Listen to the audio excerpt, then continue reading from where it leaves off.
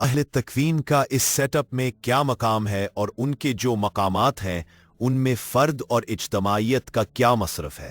جواب: اللہ کریم کسی لمحے غافل نہیں کہ اسے کسی لمحے ریمائنڈ کر لیا جائے۔ ایسا نہیں ہوتا کہ جو اس نے کرنا ہو وہ نہ کرے۔ اس کا فرمان ہے فعال لما یرید، اپنے ارادے سے جو چاہتا ہے کرتا ہے، یعنی اللہ کا ارادہ ہے اور عمل ہے، کرنی اس نے اپنی مرضی ہے اور عزتیں تمہیں دیتا ہے۔ کہتا ہے تم 4 دن یہ میلہ دیکھ لو۔ میلہ دراصل فقیر کا نام ہے۔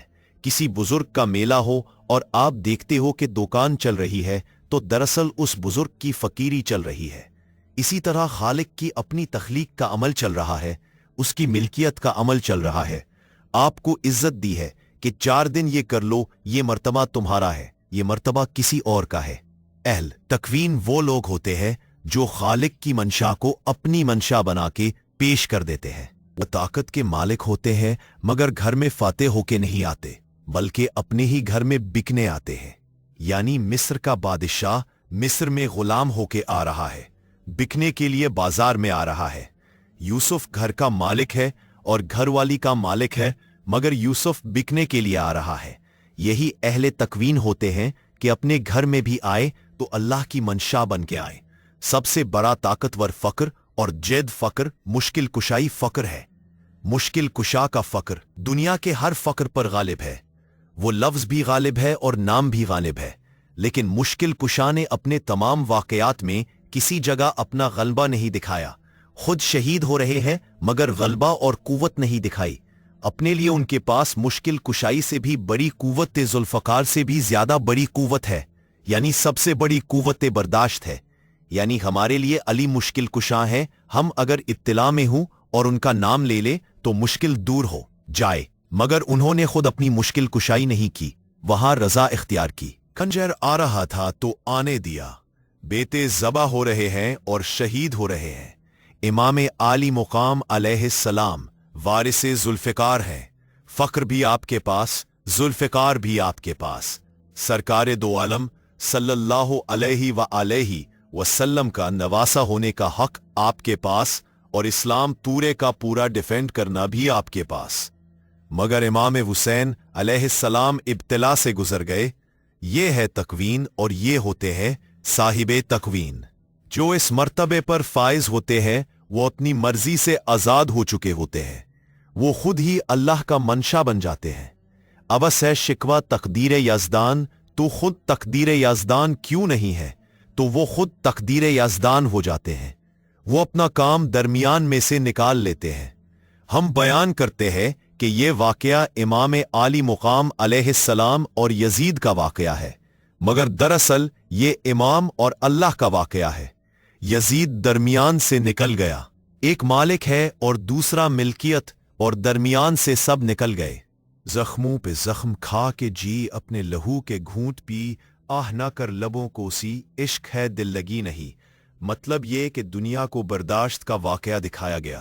یہ ہوتے ہیں فائز لوگ جو مقام اور مرتبوں پر فائز ہوتے ہیں۔ یہ وہ لوگ ہیں جو اللہ پر راضی ہو گئے اور اللہ ان پر راضی ہو گیا۔ ایک آدمی اپنے پیر صاحب کے پاس گیا اور عرض کی کہ مجھے طاقت دے، اس میں اعظم عطا کریں۔ انہوں نے فرمایا آج کا دن سیر و تفریح کر لو، کل دیکھیں گے۔ وہ شخص پھرتا پھرتا جنگل میں چلا گیا۔ وہاں اس نے کیا دیکھا کہ ایک لکڑا ہارا لکڑیوں کا گٹھا اٹھائے چلا آ رہا ہے، تھکا تھکا آیا۔ وہاں سے شہر کا کوتوال گزرا۔ اس نے کہا بابا یہ لکڑیاں مجھے دے دو، مجھے ضرورت ہے۔ بوڑھے نے اس سے معاوضہ مانگا۔ کوتوال نے کہا کہ مجھے جانتا نہیں، میں شہر کا کوتوال ہوں۔ بوڑھے نے کہا کوتوال ضرور ہوگا مگر پیسے تو دو۔ قصہ کوتوال نے بوڑھے کو مارا، پیسے بھی نہ دیے اور لکڑی بھی لے گیا۔ بیچارہ مرید دوسرے دن پیر کے پاس گیا۔ انہوں نے پوچھا تم نے کیا دیکھا؟ مرید نے سارا واقعہ کہہ سنایا۔ انہوں نے دوبارہ فرمایا اگر تمہارے پاس اس میں اعظم ہوتا تو تم کیا کرتے؟ کہنے لگا میں یہ ظلم نہ ہونے دیتا۔ فرمایا بات سنو، وہ جو بوڑھا لکڑ ہارا ہے وہ میرا پیر ہے اور میں نے اس میں اعظم اس سے لیا ہے۔ بات یہ ہے کہ جو طاقت والے ہوتے ہیں وہ طاقت کا استعمال اپنی مرضی سے نہیں کر سکتے۔ طاقت اس کو ملتی ہے جو اپنی مرضی نکال چکا ہو، ورنہ یہ تو استعمال کرنے والے کی اپنی مرضی ہو جائے گی۔ अगर कभी अहले दिल का सामना अल्लाह से हो जाए और अल्लाह कहे कि क्या चाहिए, तो उसे हरगिज कोई सवाल नहीं करना चाहिए। बस ये है अहले मर्तबा कि सवाल नहीं करते और कहते हैं कि आप बेहतर जानते हैं। लब पे आकर रह गई है अर्ज़े हाल। किया करे खुर्शीद से जरा सवाल, ये वो मकाम है जहां पे कोई सवाल नहीं बल्कि सब सवाल खत्म हो जाते हैं। हम उनके पास गए, हरफे आरजू बनकर हरीम नाज में पहुंचे तो बेनियाज हुए। तो गोया साहिबान मकाम वो होते हैं जिनका जाती तौर पर कोई प्रोग्राम नहीं होता, वो खुद ही मशीयत इलाही होते हैं।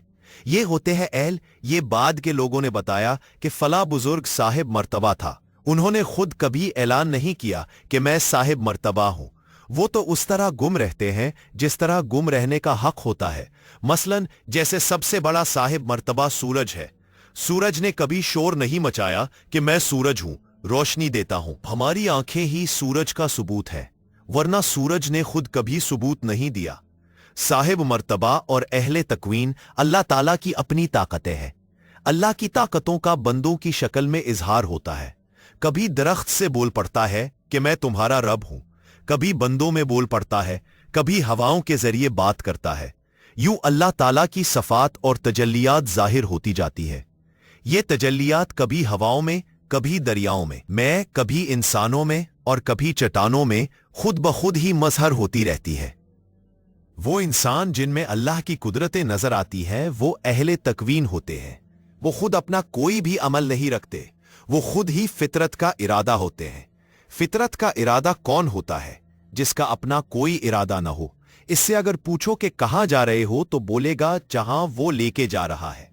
पूछो कि कहाँ से आए हो तो कहते हैं जहां से वो ला रहा है। खाना खाया और कहने लगे कि कसम ले लो जो मैंने कभी खाना खाया हो। पूछा अभी तो मेरे सामने खाया है, कहता है नहीं मैंने कभी नहीं खाया, यानी अपनी मंशा से नहीं खाया और अपनी मर्जी से नहीं खाया। अहले मर्तबा वो होते हैं जो अपने मर्तबे पर नाज़ा नहीं होते। ये इस तरह के लोग होते हैं और जरूर होते हैं।